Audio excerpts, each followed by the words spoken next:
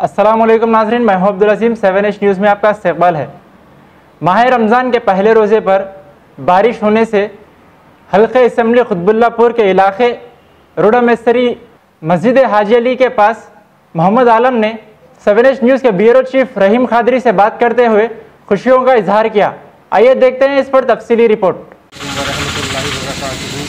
ये रमज़ान में अल्लाह की तरफ से पहला तोहफ़ा रोज़ा वालों के लिए, इसमें रमज़ान में गर्मी में राहत मिलेगी। रोज़े वालों के लिए सबसे बेहतरीन अल्लाह ताला ने पहले रोज़े में ही इतनी बेहतरीन मौसम कर दिया कि रोज़े वालों को इसमें गर्मी नहीं लगेगी, खुश्की नहीं आएगी। बहुत ही अच्छा मौसम हो गया है। आपका नाम?